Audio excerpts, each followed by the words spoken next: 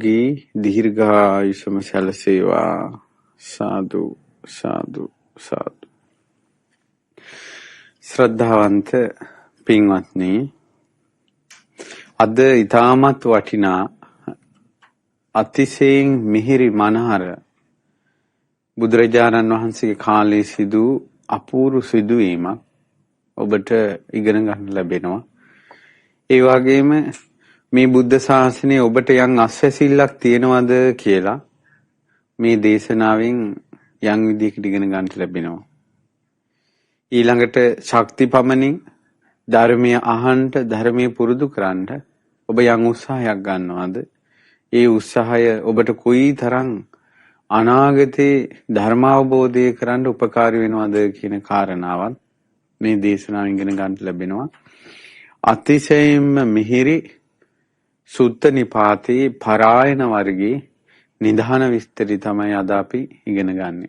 ඉතින් මේ ධර්ම දේශනාව සඳහා ලක්ෂ සංඛ්‍යාත පිරිසකට ධර්ම ශ්‍රවණය කරන්න ධර්ම දානයේ කොටස්කරුවන් බවට පත්වන්නේ මිය පරලෝකීය ෆිලිසියා ප්‍රනාන්දු වික්‍රම කළුතොට මහත්මියගේ දූ දරුවන් වන ජර්මනියේ පදිංචි පින්වත් දුෂානී දියණිය, ඒ වගේම ස්විට්සර්ලන්තයේ පදිංචි පින්වත් සිරානි දියණිය, රද්දොළුගම පදිංචි පින්වත් නිලන්තී දියණිය, ප්‍රංශයේ පදිංචි පින්වත් නිශාන්ත පුතා, ඕස්ට්‍රේලියාවේ පදිංචි අරවින්ද පුතුණුවන් ඇතුළු එම පවුලේ සියලු දෙනා විසින් අද දවසේ මේ ධර්ම දානය සිද්ධ කරන්නේ රද්දොළුගම නොම්බර 5B 70L නිවසේ පදිංචිව සිට මාස 3කට පෙර එනම් 2021 අගෝස්තු 23 වන දින කොවිඩ් වදුර නිසා මිය පරලෝකීය ෆිලිසියා ප්‍රනාන්දු වික්‍රම කළුතොට ආදරණීය මෑණියන්ට පින් අනුමෝදන් කිරීම මුල් කරගෙන තමයි අද මේ උතුම් සදහම් දේශනාව පැවැත්වෙන්නේ. ඉතින් පින්වත්නි, අද දවසේ අපි මේ ඉගෙන ගන්න හදන කාරණාව මම මුලින්ම කිව්වා අපිට බොහෝ උපකාරී වෙන දේශනාවක්. ඒ වගේම මිහිරි අපූර්ව සිද්ධවීමක්. ඒ තමයි පින්වත්නි කාශ්‍යප තථාගතයන් සම්මා සම්බුදුරජාණන් වහන්සේ ලෝකේ පහළ වුණාට පස්සේ ඒ කාශ්‍යප බුදුරජාණන් වහන්සේගේ ශාසනය යම් කිසි කෙනෙක් මඟපල් ලබනවාද ඒ සියලු දෙනාම මඟපල නිවන් පසක් කළා. ඉතින් නිර්වාණ අවබෝධය පිණිස බොහෝ පින් රැස් කරගන්න ඒ කාලේ උපාසක උපාසිකාවන්ට වාසනාව ලැබුණා. සිව්වණක් පිරිස භික්ෂු භික්ෂුණී උපාසක උපාසිකාවෝ සෝතාපන්න සකදාගාමි අනාගාමි අරහත් කියන සතර මාර්ග සතර ඵලයන්ට පැමිණ ඒ කාශ්‍යප බුද්ධ ශාසනයේ පිහිට පිළිසරණ සලසා ගත්තා. ඔය අතරේ ඒ කාලේ අද අපි බරණැස් නුවර කියන ඒ කාලේ තිබුණ කාශ්‍යප බුදුරජාණන් වහන්සේගේ කාලේ තිබුණ රාජධානිය පින්වත්නි අපිට ඒ කියන්නේ ඒ කාලේ ඒ බුද්ධ කාලෙට බරණැස් නුවරට තියෙන නම් වෙනස්. දැන් අනාගතේ මෛත්‍රී බුදුරජාණන් වහන්සේගේ කාලේ බරණැස් නුවරට තියෙන නම තමයි කේතුමති රාජධානිය. බරණැස් නුවරට කියන්නේ කේතුමති රාජධානිය කියලා. ඉතින් කාශ්‍යප බුදුරජාණන් වහන්සේ කාලේ රාජධානියේ හිටියා ප්‍රධාන වඩු බාසුන්න කෙනෙක් සහ ගෝලියෝ 16 දෙනෙකුයි ඊළඟට විශාල ගමක් තනිකර වඩු කර්මාන්තයක්. අපි දැන් ගත්තොත් එහෙම වඩු මේ අපි කියමු ලී බඩු වලට මොරටුව ප්‍රසිද්ධයි. ඒ වගේ ඊළඟට අපි කියමු වේවැල් දිනිය ගත්තොත් වේවැල් වැඩවලට ඒ වගේ එක එක ප්‍රදේශ තියෙනවනේ. ඒතකොට ඒ වගේ අර එක ගම්මානයක් තිබ්බා ප්‍රධාන වඩු බාසුන් සහිත තවත් ශිෂ්‍යෝ 16 දෙනෙක් එක්ක මුළු වඩු ගම්මානයක්. මේ වඩු පිරිස එකතු වෙලා ආකාශයෙන් යන මේ සැහැල්ලු ලී වලින් ආකාශයෙන් යන යානා හදලා ඈත තියෙන ජනපදයක් ආකාශයෙන් ගිහිල්ලා රජුරෝ බය කරලා ඒ රජුරුවන්ගේ රාජධානිය අල්ලගත්තා මේ වඩු බාසුන්නලා. ඊට පස්සේ තමන්ගේ කියලා රාජ්‍යයක් දැහැමිව ගොඩ නැගුවා. කාෂ්ඨ වාහන මේ රාජ්‍ය කියලා තමයි කියන්නේ. ඒ රජුරෝ කාශ්‍යප බුදුරජාණන් වහන්සේ පහළ වෙලා හිටපු අද අපි බරණැස කියන රාජධානිය තියෙන රජුරොත් එක්ක හිතවත් වුණා. නිතර නිතර පුද පඬුරු හුවමාරු කරමින් නොදුටු මිතුරන් බවට පත් වුණා. කාෂ්ඨ වාහන රාජ්‍යයෙන් එන වෙළඳුන්ට අද අපි බරණැස කියන රාජධානියේ වෙළඳාම් කිරීමේදී බදු ගත්තේ නැහැ. බරණැසින් කාෂ්ඨ වාහන රාජධානියට යන අයට බදු ගත්තේ නැහැ. එච්චර හිතවත් වුණා. ඊට පස්සේ මේ දෙන්න තුටුපඬුරු රජවරු හුවමාරු කරගන්නවා. කාශ්‍යප බුදුරජාණන් වහන්සේ ධර්මයේ දේශනා කරනකොට රජ්ජුරුවෝ බුද්ධෝ ලෝකේ සමුප්පන්නෝ හිතාය සබ්බ පානෙනං සියලු සත්වයන්ට හිතසුව පිණිස බුදුරජාණන් වහන්සේ නමක් ලෝකී පහළ වුණා. ශ්‍රී සද්ධර්මයේ පහළ වුණා. ආර්ය මහා සංඝරත්නය පහළ වුණා කියන තුනුරුවන් නැමැති මහා මාණික්‍ය තුන ගැන රම්පතක ලියලා බරණැසින් කාෂ්ඨ වාහන රාජ්‍යයට යවුවා. ඒ රජුරු ඉතාමත් ප්‍රීතියට පත් වෙලා තමන්ගේ ප්‍රධාන සෙන්පති අමාත්‍යවරු 15 දෙනා කැඳෙව්වා. කැඳවලා කිව්වා ලෝකෙට කලාතුරකින් පහළ වුණු ලෞතුරා සම්මා සම්බුදු කෙනෙක් පහළ වෙලාලු. නුඹලා ඒ බුදුරජාන් වහන්සේ හොයාගෙන යන්න ඕනේ. ඒ භාග්‍යතුන් වහන්සේ අපේ රාජධානියට වඩම්මන්න ඕනේ. ඊට පස්සේ ඒ ඇමතිවරු කිව්වා ওই බුද්ධ කියන නාමය අපේ ශරීරයේ කිලිපොලාගේ නාමයක්.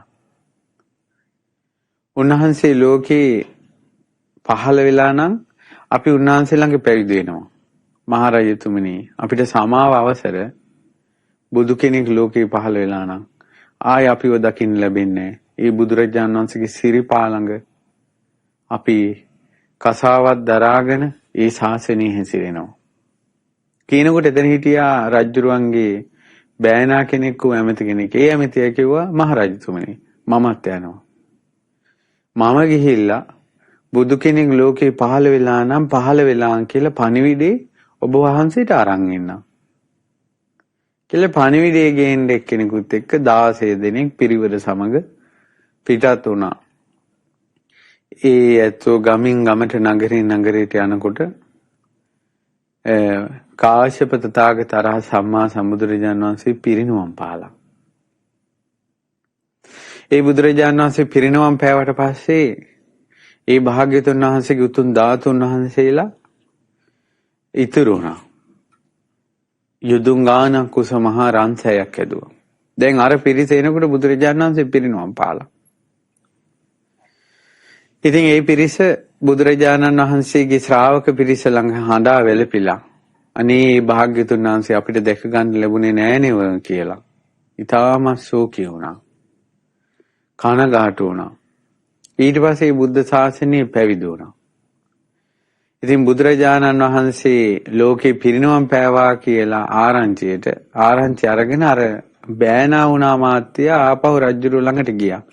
යනකොට ගියේ ඒ කාශ්‍යප බුදුරජාණන් වහන්සේ සම්මා සම්බුද්ධත්වයට පත් වුණ උතුම් බෝධීන් වහන්සේගේ අංකුරයක් රැගෙන නුග බෝධි අංකුරයක් රැගෙන තමයි ගියේ. ඊට පස්සේ කාශ්‍යප බුදුරජාණන් වහන්සේ පරිභෝග කරපු යම් චීවරයක් රැගෙන තමයි ආපහු ගියේ. ඊට පස්සේ ගිහිල්ලා මහරජුරවන්ට කියා හිටියේ රජතුමනි ඒ තථාගත බුදුරජාණන් වහන්සේ පිරිනුවම් පෑවා. අපිත් ගියේ පිරිස පැවිදි වුණා. ඒ ඇත්තෝ මහානකම් පුරනවා. මමත් මේ පණිවිඩය රැගෙනයි මේ ආවේ කියලා මහරජුරවන්ට කිව්වා. මහරජුරෝ රාජ උද්‍යානයේ කාශ්‍යප බුදුරජාණන් වහන්සේගේ බෝධි රෝපණය කළා. ඊට පස්සේ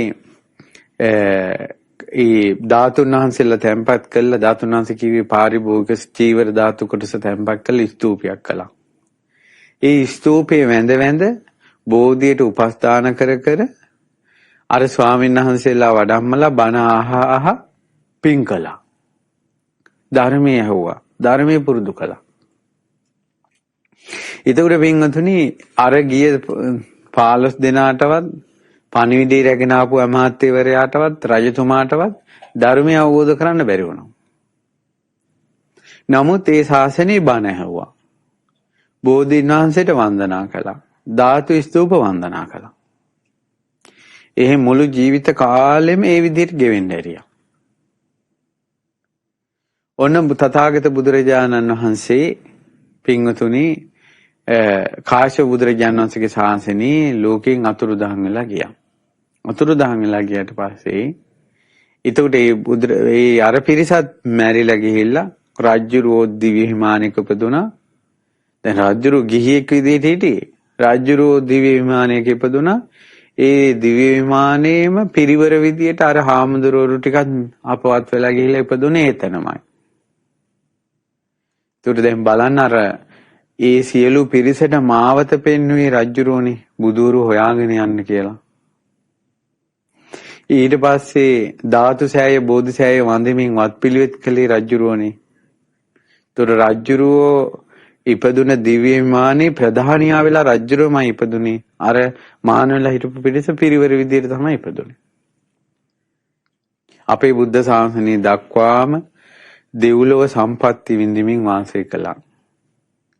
ඉතින් දැන් මේ කාරණාවේදී අපි අද කියන්නේ යන පරායන වර්ගයට එන්න කාරණාවට කලින් එකක් තියෙනවා.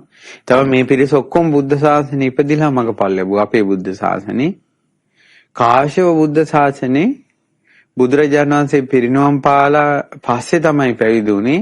අර සෑය වන්දමින් බෝධිය වදමින් ධර්මයේ ශ්‍රවණය කිරීමෙන් පුළුවන් විදිහට පිළිවෙත් පුරමින් වාසය කළා. එතකොට බලන්න පින්වතුනි ඒ පිරිස ඒ කාලේ කාශ්‍යප බුද්ධ ශාසනයේ දහම් සැඩ පහරට අහුනේ නැහනේ. ඒ කියන්නේ ආර්ය අෂ්ටාංග මාර්ගයේ නැමැති ගංගාවට බැස්සේ නැහැ. අමා නිවන කරා යන. නමුත් අර ස්තූප වන්දමින් බෝධි වන්දමින් ධර්මයේ ශ්‍රවණය කිරීමෙන් අර දහම් සැඩ පහර අයිනේ සක්මන් කර කර හිටියා. ඉතින් මම මේ යන්නේ කෙනෙකුට මේ බුද්ධ ශාසනයේ මාර්ගඵල අවබෝධය නැමැති ගංගාවට එයාට තොටුපොළෙන් බහින්න බැරි වුණා නම් එයා කල යුත්තේ ඒ තොටුපොළ ළඟම සක්මන් කර කර ඉන්න ඕන. ගඟකට බහින්න එක තොටුපොළක් නෙවෙයි තියෙන්නේ. තොටුපොළ වල ගොඩක් තියෙනවා. ඒ වගේ Tamanට එක දහම් පරයයකින් මේ ධර්මයට ප්‍රවේශ වෙන්න බැරි නම් තවත් දහම් පරයයක් හොයන්න ඕන. සුවාසෝ දහසක් වූ ධර්මස්කන්ධය කියන්නේ තොටුපොළවල් 84000ක් වගේ. සමහර තොටුපොළවල් ගැඹුරුයි. සමහර තොටුපොළවල් කර්කසයි. සමහර තොටුපොළවල් ඊටමත් සිනිඳු වැලිතලාවෙන් යුක්තව ගංගාවට බසින විදිහට තමයි තිබෙන්නේ.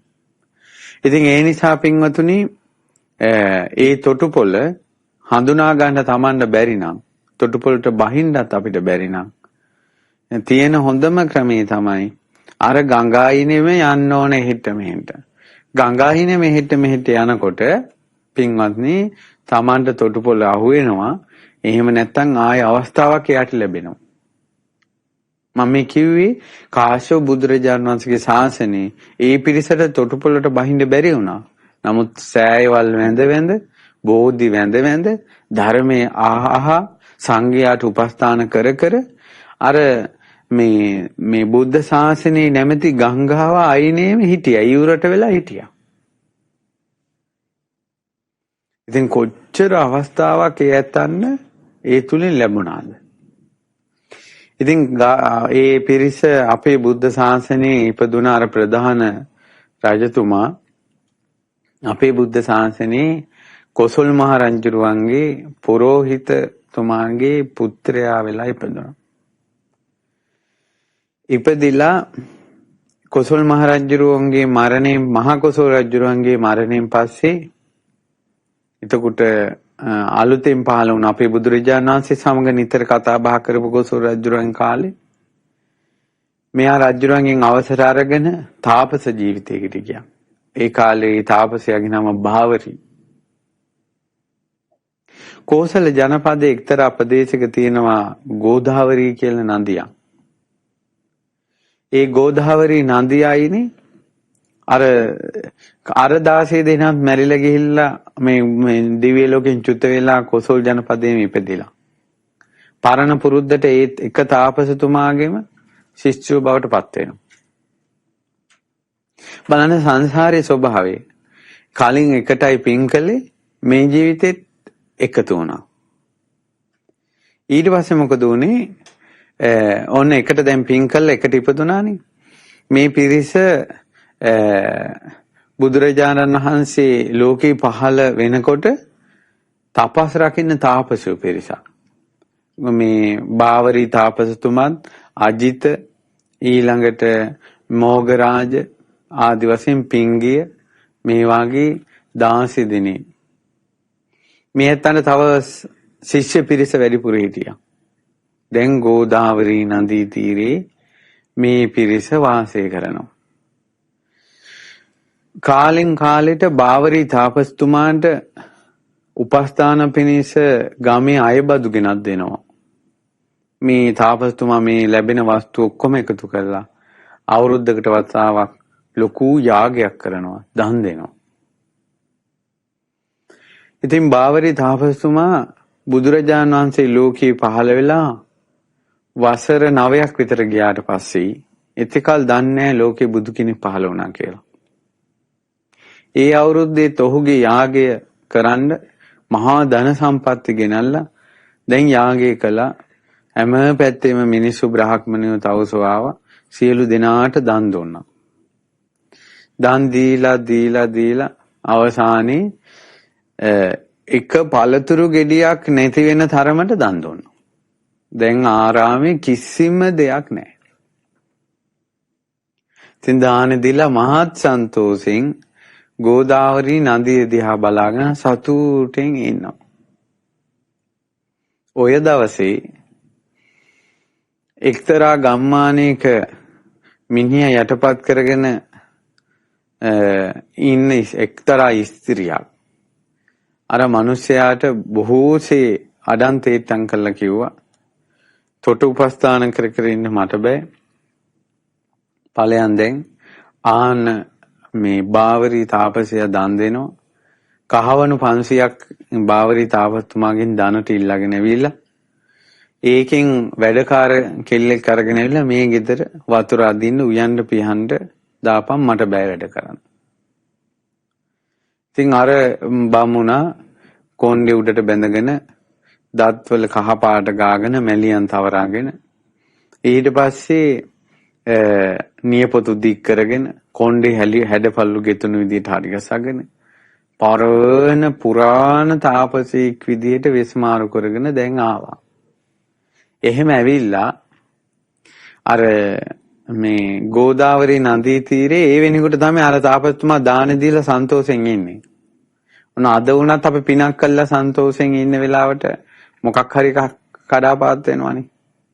ඒ වගේ දැන් අර සන්තෝෂෙන් ඉන්න වෙලාවට අර තාපසයා වගේ ඉන්න මේ කූට තාපසයා ඇවිල්ලා අර තාපසයාගේ ආරාමයේ ඉස්සරහා වෙනම ආසනයක මොනර පිළිම් පිහලා ඉතින් තාපසාරූඪව ආසනාරූඪ වෙලා ඉතින් අර තාපසයාට කතා කළා.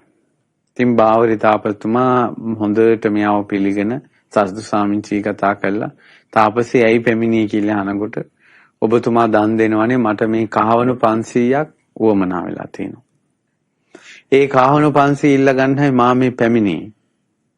ඊට පස්සේ කිව්වා අනේ තාපසේ මං අද දවසේ දන් දුන්නා එක පළතුරු ගෙඩියක් ආරාමේ නැති තරමට දන් දුන්නා. ඒ නිසා කහවණු 500ක් මා තුල නැහැ. ඒකට අර තාපසයා තරහ ගිහිල්ලා කෑ ගහලා පෑන් කෙන්ඩි අතට අරගෙන අතට පෑන් ටිකක් අරගෙන කිව්වා ඉල්ලගෙන ආපු කෙනෙකුට මේ තාපසයා නැහැ කියලා කියනවා.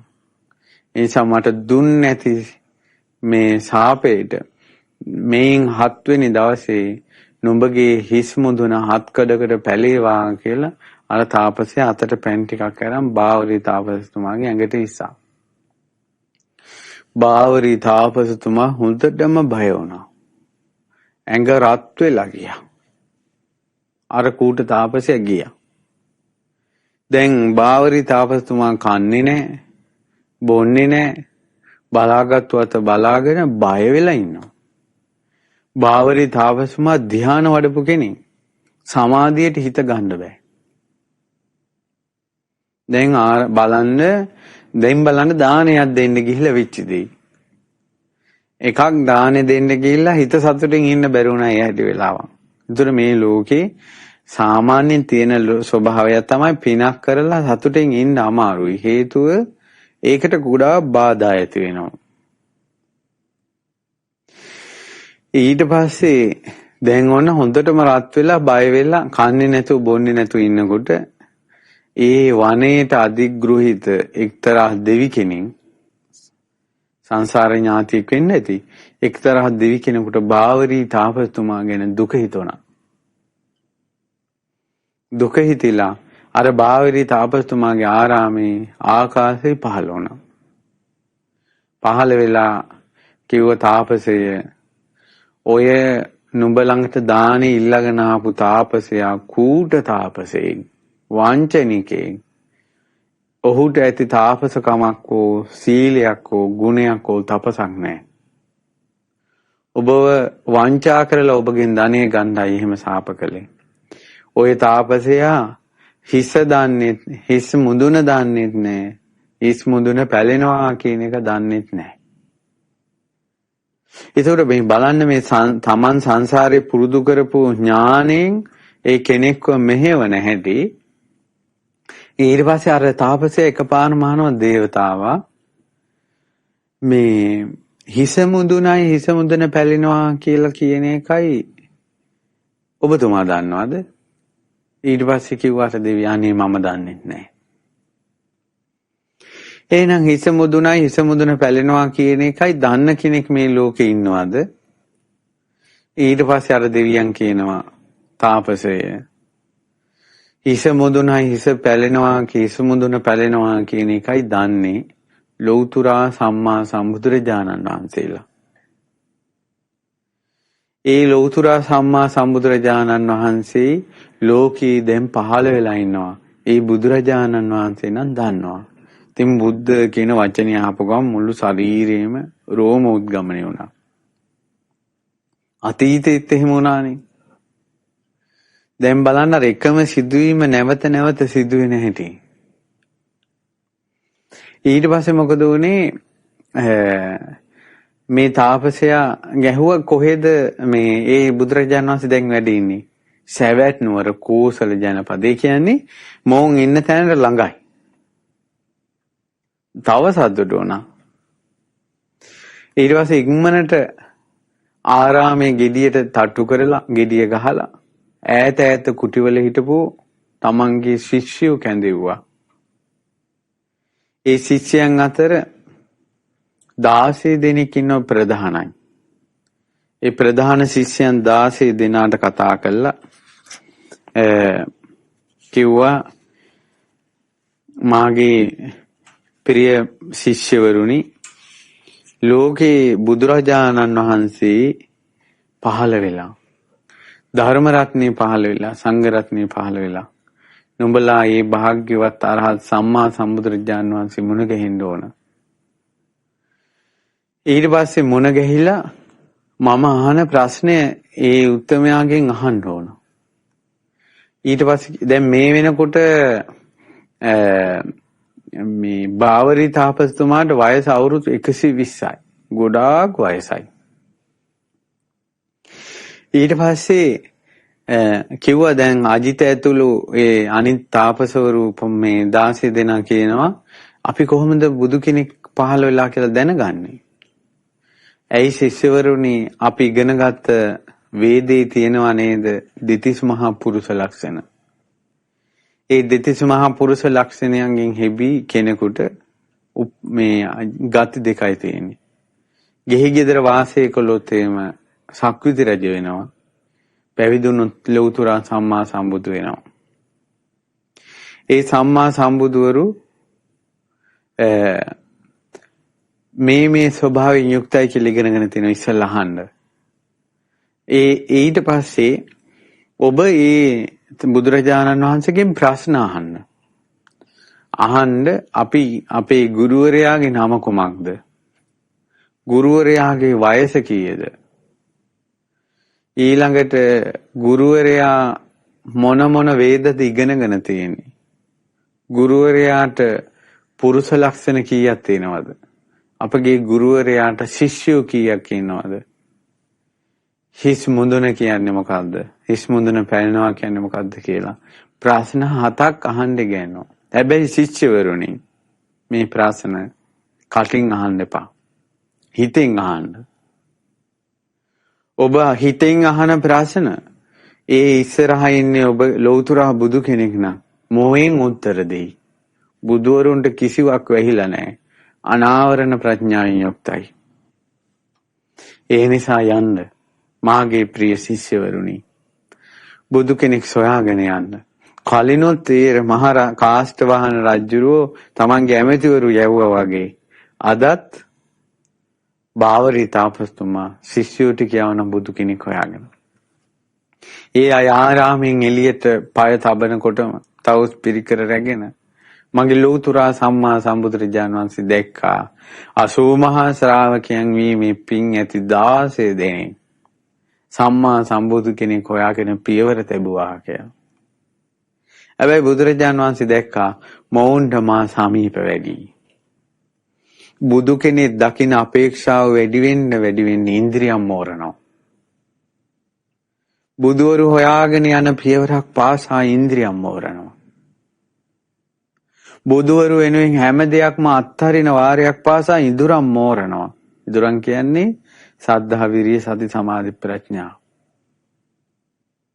බුදුවරු ළඟ ගැන තියෙන අපේක්ෂාව. ඒ කියන්නේ බුදු කෙනෙක් මුණ ගැහෙන, බුදු කෙනෙක් එක්ක කතා කරන, බුදු කෙනෙක් එක්ක ධර්ම සාකච්ඡා කරන අවස්ථාව අත්හරින්න නැතුව වීරියෙන් පවත්වා ගැනීම තුළ තව ඉඳුරම් මෝරනවා. ඒ නිසා මොවුන්ගේ ඉඳුරම් මනාව මෝරන්න ඕන කියලා බුදුරජාණන් වහන්සේ සවැත් නුවරින් වෙන ජනපදයකට වැඩියා. දැන් අරහා එන්නේ සවැත් නුවරට. ඊට පස්සේ දැන් ඒ ගිය ජනපද මේ සුත්ත නිපාතේ තැනින් තැනට තියෙනවා. ඒ ගිය නගර මොනවද කියලා. ඊට පස්සේ දැන් ඔන්න අද සවැත් නුවරට එනකොට බුදුරජාණන් සුද්ධිය වැඩලා. ඊට පස්සේ ඔන්න අහවල් ජනපදයට කියලා. අපි කියමු සාකේතයට කියලා. ඒතකොට ඒ අය සාකේතයට ගියා. අර 16 දින පිරිවරත් එක්ක. යනකොට බුදුරජාණන් සාකේතෙන් ඊළඟ නගරයට වැඩලා. බුදුරජාණන් වහන්සේ යම් තැනක උදේ වැඩ හිටියද ඒ තාපස පිරිස එතෙන් එන්නේ හවස. බුදුරජාණන් වහන්සේ යම් තැනක හවස වැඩ හිටියද ඒ පිරිස එතෙන් එන්නේ උදේ. ඒකට ඔය මේ තියෙද්දි මිස් වෙනවා. ඒසුරේ බුදුරජාණන් වහන්සේ හොය යනකොටම ඔවුන්ගේ බුදු කෙනෙක් දකින බුදු කෙනෙක් එක්ක කතා කරන අපේක්ෂාව තව තීව්‍ර වෙනවා. ওই විදිහට සවැත් නුවර ඉඳලා බුදුරජාණන් වහන්සේ ජනපදෙන් ජනපදයට ඔවුන් සමග මුහු වෙන්නේ නැතුව රජගහ නුවරටම මඟදී වැඩියා.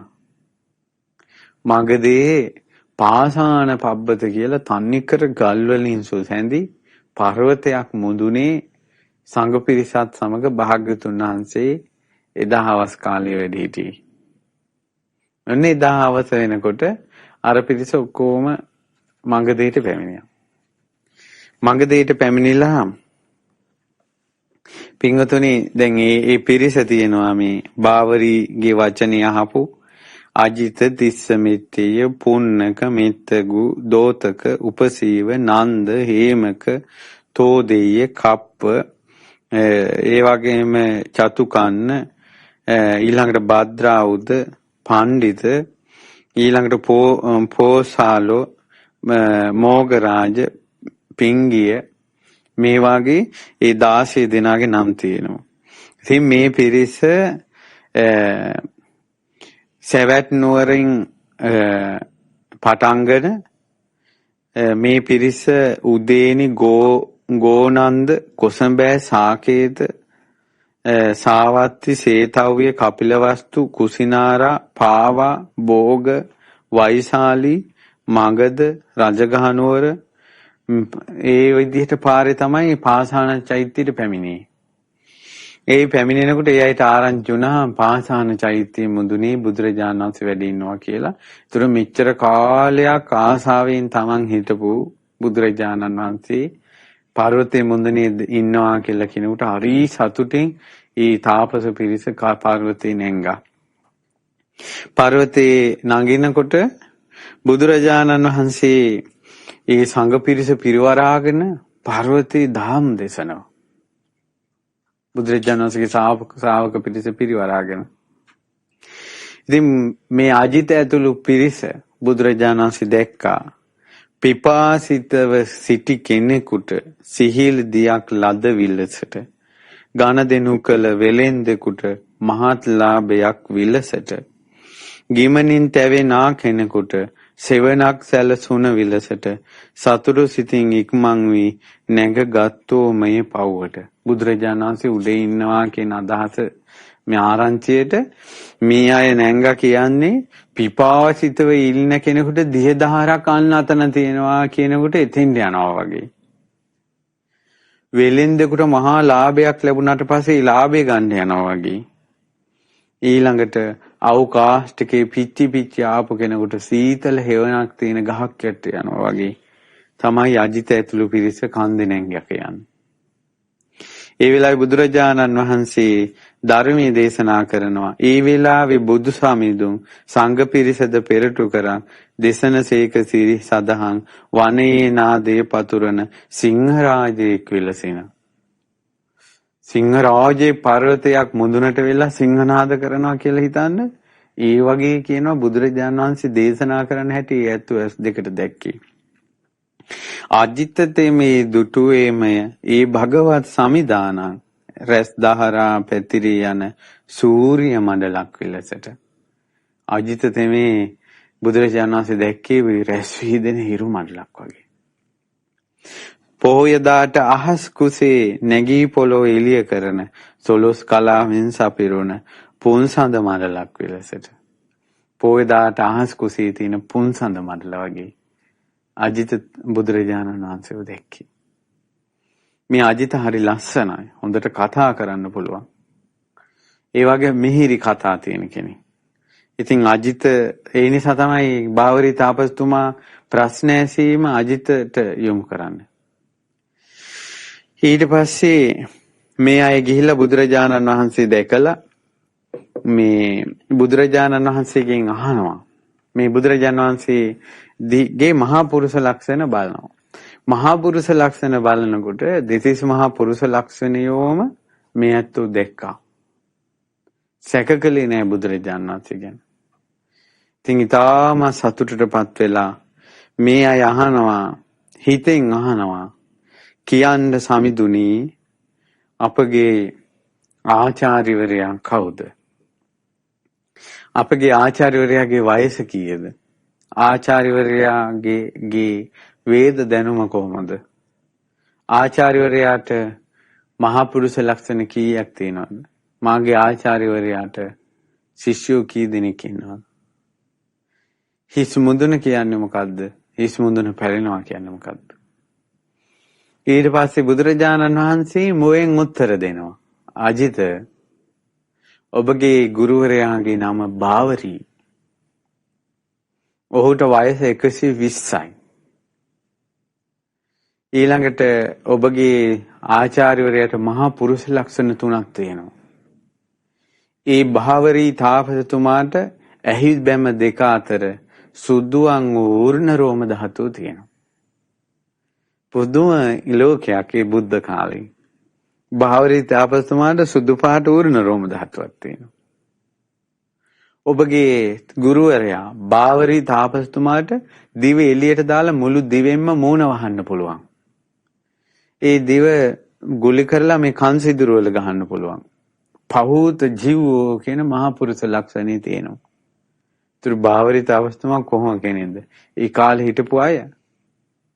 ඒ භාවරි තාපසතුමාට කෝසෝහිත වත්ත ගුහිය තියෙනවා. ඒ කියන්නේ පුරුෂ නිමිත්ත ශරීරය ඇතුළට කිඳා බැහැලා තියෙනවා. ඒ ශරීර කෘත්‍ය කරන අවස්ථාවේ පිටතට මතුවෙන්නේ.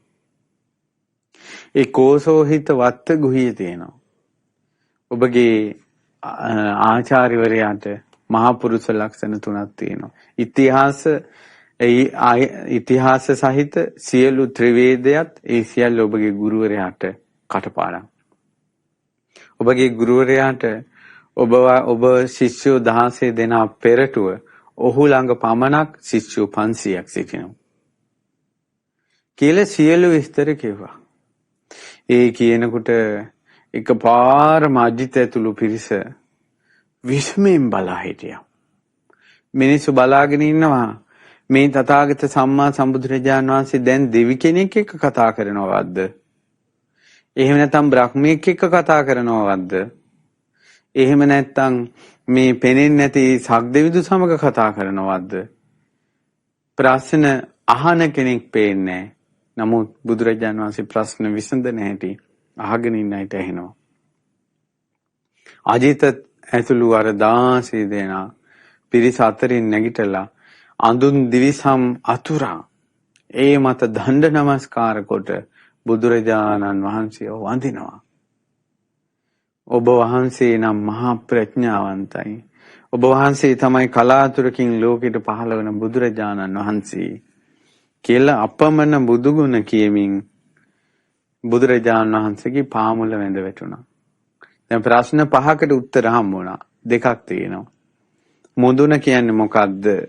මුදුනේ පැලුම කියන්නේ මොකද්ද? දැන් අහනවා මුද්දම් මුද්ධාදි පාතංච භාවරී පරිපුච්ඡති තං ව්‍යාකරෝහි භගවා කංකං විනේය නොයිසේ.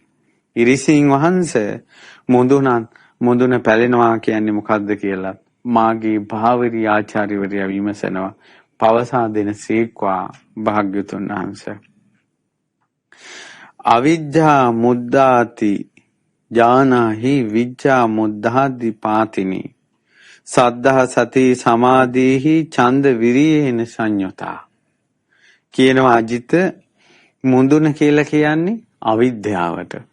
මුදුන පැලුණා කියලා කියන්නේ අවිද්‍යා අන්ධකාරය සුණු විසුණු කරන විද්‍යාව පහළ වුණා කියන එකට.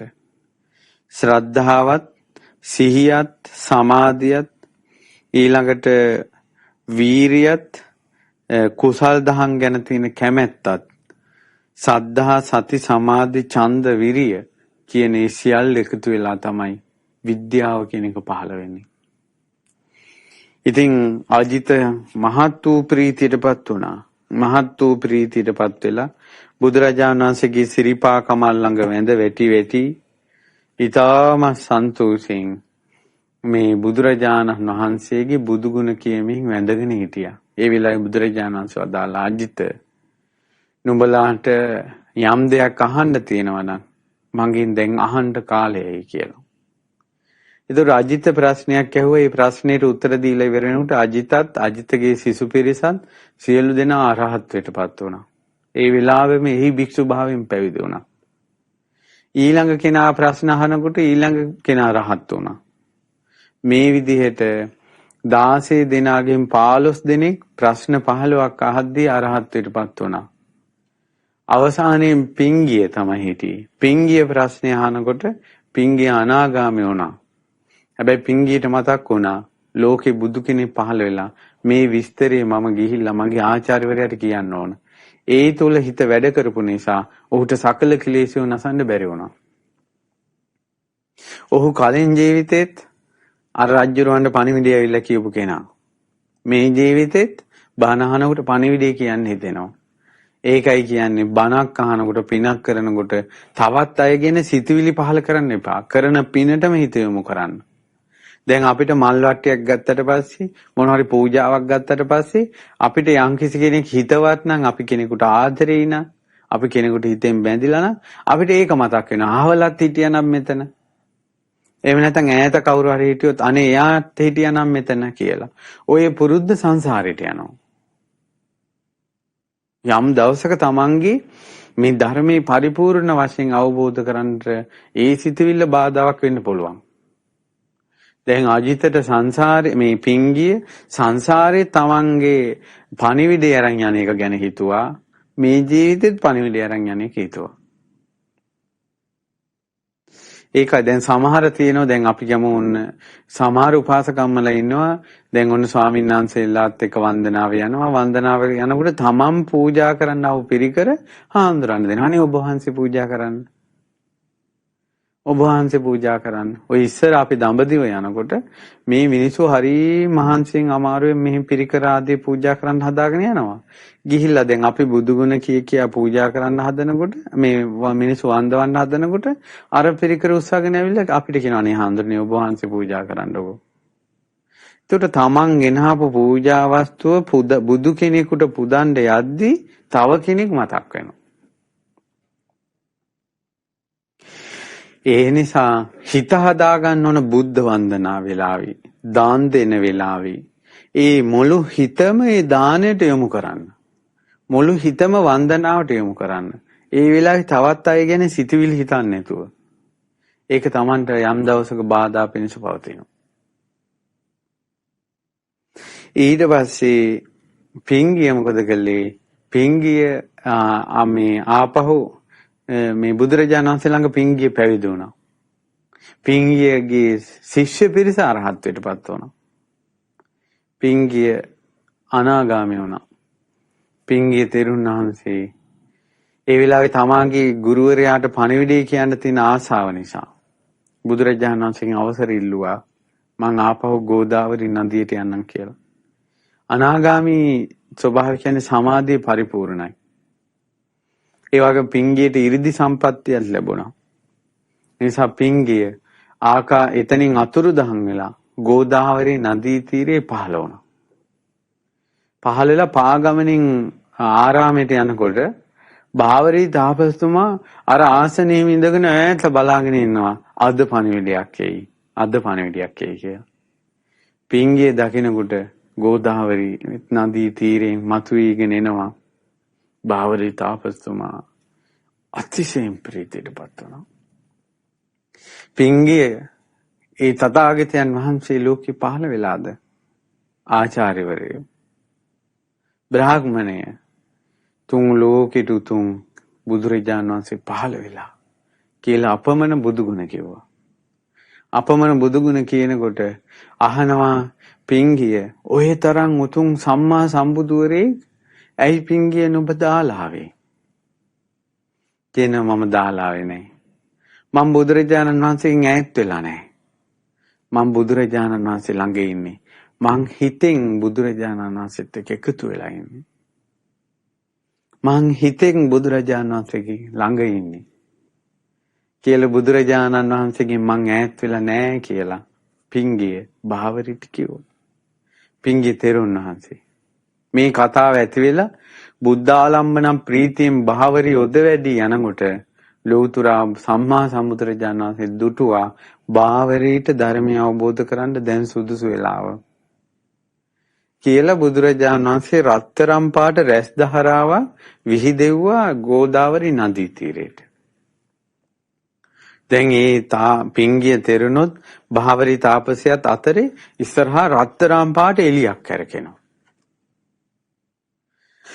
ඊට පස්සේ භාවරි තවත් ලොමු දැහ ගැනීමටපත් වෙලා පිංගිය මේ මොකද්ද මේ? පිංගිය තෙරුන් කියනවා භාවරි බ්‍රාහ්මණය ලෞතර සම්මා සම්බුදුරජාණන් වහන්සේගේ රශ්මි ධාරාව. ඒතර බුදුරජාණන් වහන්සේ ඒ ආලෝකයේ අතරින් පිංගියයි භාවරි තාපසයයි දකින්න අර එළිය අතර. ඒ අයට පේනවා බුදුරජාණන් වහන්සේ ළඟ ඉන්නවා වගේ. දැන් බුදුරජාණන් වහන්සේ වැඩ ඉන්න තැනමයි වැඩ ඉන්නේ. බුදුරජාණන් වහන්සේ ආලෝකයෙන් තමයි අර දෙන්න දකින්නේ. නමුත් ඒ දෙන්නට ආලෝකයේ ඇතුලෙන් පේනවා බුදුරජාණන් වහන්සේ ළඟ ඉන්නවා වගේ. හරි අපූර්ව දෙයක්. ඊට පස්සේ බුදුරජාණන් වහන්සේ පිංගිය භාවරි තාපසතුමන්ට ධර්මයේ දේශනා කළා. අනාගාමී ඵලයටපත් වුණා. ඒ ධර්මය අහලා පිංගිය අරහන්තයටපත් වුණා. කොහොම හරි සසරින් නිදහස් වුණා. ඒ 16 දෙනාම 80 මහා ශ්‍රාවකයන් අතර මහා ශ්‍රාවකයෝ 16 දෙනෙක්. භාවරි තාපසතුමා අනාගාමී ඵලයටපත් වෙලා කාලක්‍රියා කළා. අද සුද්ධාවාස බඹලව සිටිනවා. කාශෝ බුද්ධ ශාසනය යමක් පුරුදු කළාද ස්තූප විහෙර විහාර සෑයවල් වැන්දද ධර්මය අහ හිටියද සංඝයාට උපස්ථාන කර කර හිටියද ඒ ධර්මයේ හැසිරීමම මේ ජීවිතයට උපකාරී වුණා. ඒකයි කිව්වේ ගංගාවට බහින්න බැරි නම් තොටුපොළට යාගන්න බැරි නම් ගංගා අයිනෙම ඉන්න ගඟ නම් අත්තරින්න එපා. ගඟ අත්තරින්න එපා. කවදා හරි Tamanට තොටුපොළක් හම්බ වෙයි. එක තොටුපොළක් නෙවෙයි ගඟකට බහින්න තියෙන්නේ. තොටුපොළෙන් ගඟට බහින්න බෑ කියලා ගඟ අත්හැරලා ගියොත් එහෙම කවදාවත් ඔහුට වෙන තොටුපොළක් හෝ ගංගාවෙන් එන සීතල හුළඟවත් ඔහුට වැදෙන්නේ නැහැ. ඒ නිසා බුදුරජාණන් වහන්සේගේ ශාසනය ධර්මය අවබෝධ කරගන්න බෑ කියලා සමහර කෙනෙකුට සංතාපයක් තියෙන්න පුළුවන්. ඒ වුණාට අත්හරින්න එපා. ඒ ගංගායිනේ සක්වලම් කරන්ට මේරි ශ්‍රී සද්ධර්මය ඇහෙනවා කියන ගංගාව හරහා අමාගෙන එන සීතල සුළඟ විඳ ගන්න. ගංගාව අයිනේ වැදුන සීතල ගස් කොළන් වල සෙවණේ සිටින්න. සංඝයාගේ ඇසුරි මේ බණ දහම් අහමින් සෑය බෝධිය විහෙර විහාර වන්දනා කරමින් නිතර පින් රැස් කරමින් කුසල් රැස් කරමින් වාසය කරන්න ඔබට ඊළඟ මොහොතේ අවස්ථාවක් ලැබෙනවා. මොකද බුද්ධ ශාසනයේ ස්පර්ශ වෙවි ඇලි ගැලි සිටිය පිරිස කලින් බුද්ධ ශාසනවල ඒ අයට තමයි මේ බුද්ධ ශාසනයේ මහා ශ්‍රාවකයෝ වීමේ වාසනාව ලැබුණේ. ඒ නිසා ඒ කාරණාවත් හිතන්න මුදුනත් මුදුනේ පැලුමක්. මුදුන කියන්නේ අවිද්‍යාව. අවිද්‍යාව පලනවා කියන එක විද්‍යාව. ඒ නිසා හිස මුදුන පැලුණාට පස්සේ සම්පූර්ණ ඉවරයිනේ. ඒ වගේ මේ සංසාරගත සත්වයාගේ මුළු සංසාර ගමනම සිඳින්න පුළුවන් වෙන්නේ අවිද්‍යාව සින්දොත්.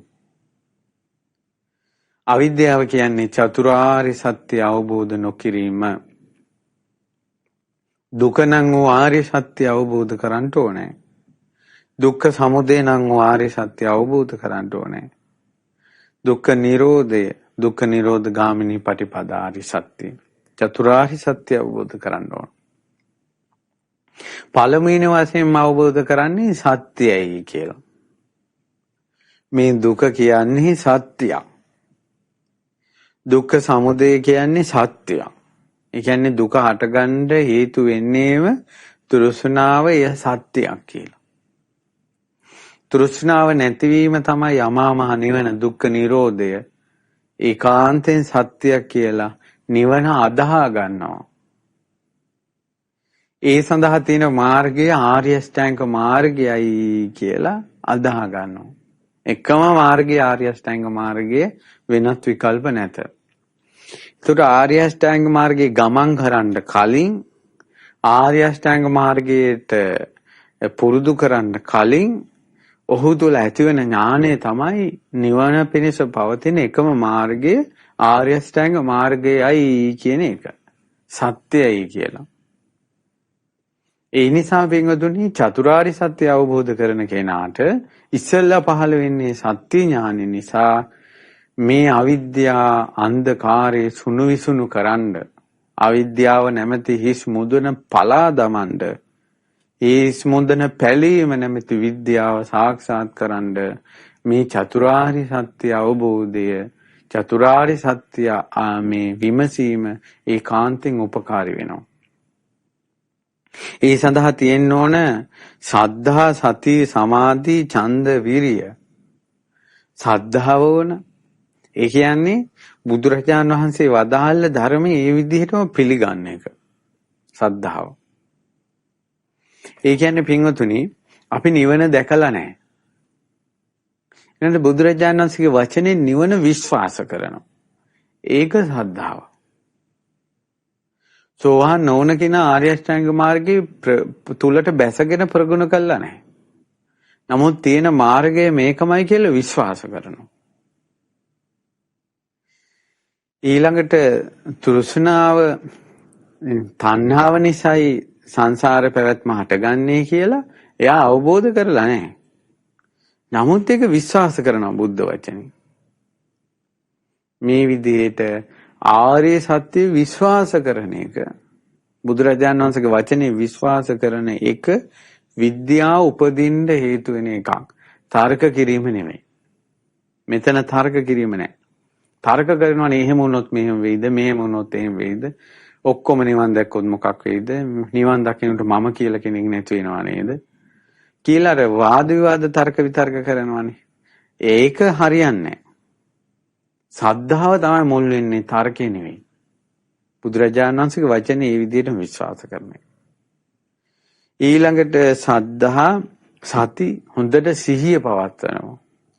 ඊළඟට සමාධිය හිත එකඟ කරනවා. ඡන්දය කියලා කියන්නේ ආර්ය සත්‍ය අවබෝධ කරගන්න තියෙන බලවත් කැමැත්ත. එයාගේ ජීවිතේ පළවෙනි කැමැත්ත තියෙන්නේ එතෙන්. ගොඩාක් අයට කැමැත්ත නැහැ. අපි ගත්තොත් එහෙම චතුරාර්ය සත්‍ය ධර්මය අවබෝධ කර ගැනීමට මේ වත්පිළිවෙත් කරන්න මේ විදිහට පින්දහම් කරන්න කිව්වොත් ඔන්න කෙනෙක් අපි කියමු කෙනෙකුට කියනවා. තවත් එක්කෙනෙකුට කියනවා ඔයාට ජීවිතේ කරදර කංකටොළු වැඩි. ඔයාට ඉක්මනින් මේ ප්‍රශ්න ටික ඉවර කර ගන්න මෙන්න මේ වත්පිළිවෙත් ටික කරන්න කිව්වොත් එහෙම අර නිවන් දකින්න මේ වත්පිළිවෙත් කරන්න කියලා ඒක කරනවට වඩා උද්‍යෝගයකින් උනන්දුවකින් මේ ජීවිතේ ප්‍රශ්න ටික ඉවර කරගන්න මේ වත්පිළිවෙත කරන්න කිව්වොත් ඒක කරනවා. ඉතින් ඒ නිසා ඒක හොඳටම පැහැදිලි දෙයක් ඒක. ඒ කියන්නේ බලවත් ඡන්දේ නැහැ. මේ විද්‍යාව උපද්දවා ගන්න චතුරාර්ය සත්‍ය අවබෝධ කරවන්න අතිශයින් උපකාරී වෙන එකක් තමයි බලවත් කැමැත්ත.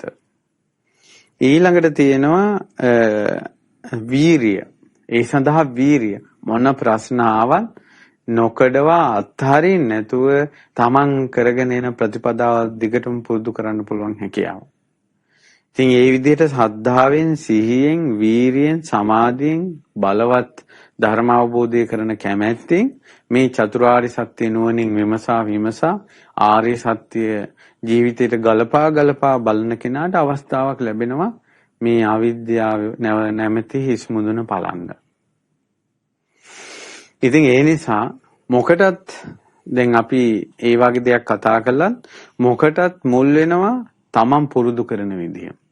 දැන් ලෝතුරා සම්මා සම්බුදුරජාණන් වහන්සේ පිරිනිවන් පාලා අවුරුදු 2600ක් ගිය තැන ඒ බුදුරජාණන් වහන්සේට වගේ සෑයට උපස්ථාන කර බෝධීන් වහන්සේලාට උපස්ථාන කර සංගරුවනට උපස්ථාන කර ඊළඟට ධර්මයේ නිතර අහමින් ගුණධර්ම පුරුදු කරමින් අඩුපාඩු ශක්තිපමණින් හදාගනිමින් මේ ධර්මයේ ඇලී ගැලී ඒ ධර්මයේ පීඨ හොයා හිටියොත් එයාට ඊළඟ අවස්ථාවේ chance එකක් ලැබෙනවාමයි.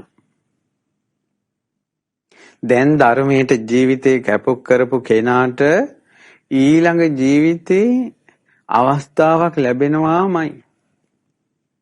මේ ජීවිතේ කාශ්‍යප බුද්ධ ශාසනය අර 16 දෙනා අප්‍රමාණ වෙහෙසක් ගත්තා මහානකමින් ධර්මය අවබෝධ කරන්න. නමුත් අවබෝධ වුණේ නමුත් ගෞතම බුද්ධ ශාසනය එක බණපදයෙන් අරහත්ත්වයටපත් වුණා. ඒ නිසා දැන් ඔබ මහන්සි වෙන එක කැප වෙන එක ඊළඟ අවස්ථාවේ සුවසේ ධර්මය අවබෝධ කරගන්න උපකාර වෙනවා. ඔක ලෝකයේ ස්වභාවය. ඒ නිසා ඔබ දැන් ගන්න වෙහෙස ඔබ නිතර ධර්මය අහන එක. ඊළඟ නිතර පින් කරන එක. ඊළඟට බොහෝ කුසල් කරන එක. ධර්මය අහන්න තියෙන කැමැත්ත, නිවන් දකින්නට තියෙන කැමැත්ත අපතේ යන දෙයක් කියලා හිතන්න එපා. ඒක ඔබ වේගෙන් නිවන කරා අරන් යනවා. සුදුසු කාලේ පැමිණියා. ඒ නිසා ඔන්න පරායන වර්ගයේ නිධාන කතාව